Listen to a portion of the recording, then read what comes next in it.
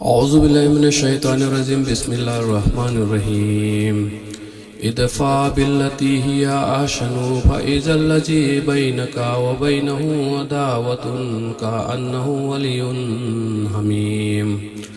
أفضل لمچت نang akthoi masi kanabadi nang amasung nangi yeknabadu khangkhangudon oirakani nangi khwaidagi nangba maru yeknabana maikai khudingmaktagi pungkoi koisillaklaba matam aduda kari tawgani yeknabasingda karamba lamchat chatkani sauduna laikraba thamoisingda islamgi mami karamna tahangani masigi allahgi wahising asi wahang asigi pakomni taibung pal mapuna haibiri he nabi asigumba yamna khudong thiraklaba tanja asida yamna chekchinna amadi yamna lausing sijanaraga thabok pangthokadabani yeknabasingda wa haiba matamda yamna thotna nauna nungsina haigadabani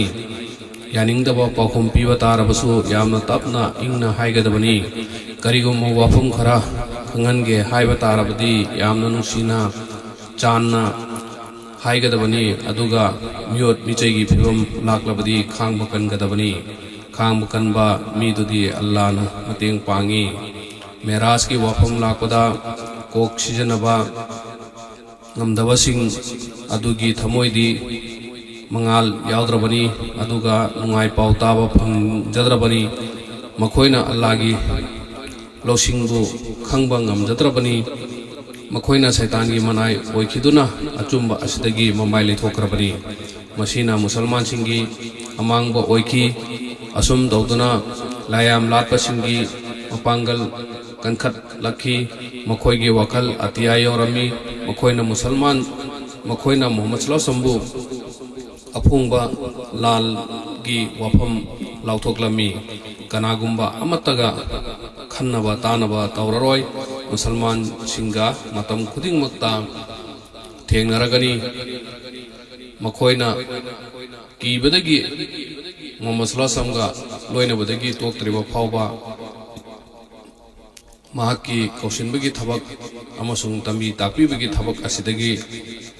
leithorakriba phawba koisil laga laknatuna thamgadabani Muhammad sallallahu na khuding makhangduna amadi makhoigi phananabagi damak wabiduna lerami arabta maming yamna chatpa bazar ahum lerami ukaz bazar mazna bazar amasung jil al Majar Bajarni Haji Singna Chahi Kudingi Makka Chatringeda Hairiba Bajar Singa Sida Hana Chalami Muhammad Sallallahu Samchu Bajar Singa Sida Chalami Makhoi Singa Unarami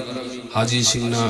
Yarek Tuna Leiba Mafam Singda Chatlaga Unarami Makhoi da Islam ki Paujel Pirami Quran ki Wahai Sing Tahalami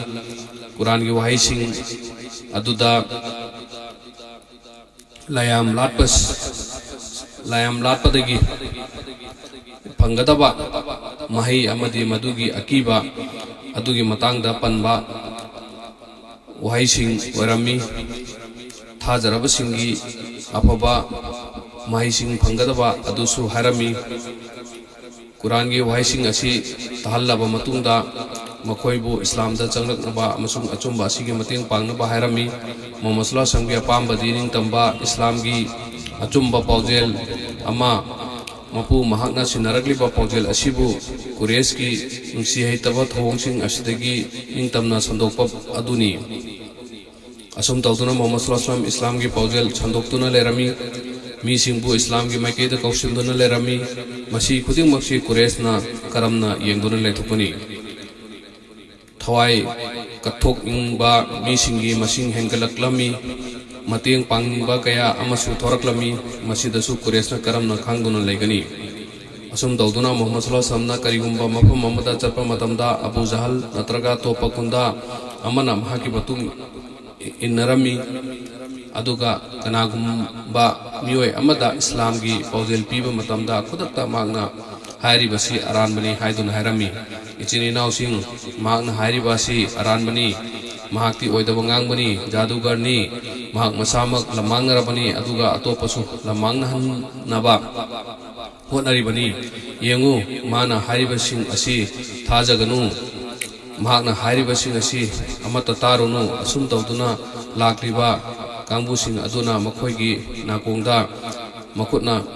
melami mahaki matangda fataba wahai kaya hairami aduga makhoina makhoigi makhoidagi mamai lithoklami aduk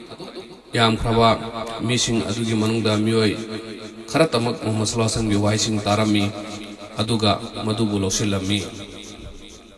maraiba pharaba mukhoising adugi manungda tofel kawami asisuni mahakasi thak yamna wangba shair sereng thiba wareng liba adumba imung amadagini wakhal losing thak wangba kanguni haj tawbagi wakhalla makada lakrami adubu kuresna mangdawna Muhammad sallallahu alaihi wasallam dagi thapna lainana bahairami magna kureski wafam sing adubu thajarami tawab tawba chatpa matamda manakongda lasing namsillami mahakna kaba manak yorpa matamda Muhammad sallallahu alaihi wasallam namaz pangthukuna lerami tawab tawba matamda mahaki manak yorpa matamda Quran gi wahi khara mana taba matamda punguk naglami wakhal lausil luba matamda di Quran gi wahi sing atu tabada yamnu nungairami mahakna wakhal da khalami oho aise kaya da pangrabano aidi yamna maming chatpa sayar sereng thiba wareng thiba amani wakhal lausingchu fajana leiba mini afaba karino haibadu khangba ngamba mini adu oiba tarabadi aina karigi magi wahising asi tarui toriba afaba oirabadi phare afaba oramdragana tabidraga loire Muhammad sallallahu alaihi wasallam magi yumlomda halakpada masu magi matun ilak i mahakna mahaki matangda pumnamak harami Muhammad sallallahu alaihi wasallam Quran tahalami Quran tabadigi mahaki thamoi pethaраklami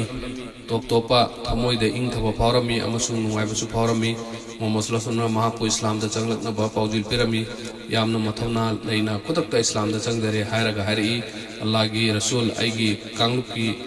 thamoi aigi khutta lei makhoi khudingmakna aigi damakta thawai thadukpa phawbangami aina haikiba wa khudingmakta loinamakna yai chatlorage aduga makhoidasu Islam gi paujil asi pirurage mahak halaklami ahambada magi yumgi misingda Islam gi paujil pirami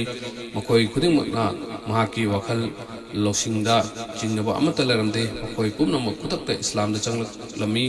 madugi matungdadi mahaki kanglokki pumnamak Islam da changlaklami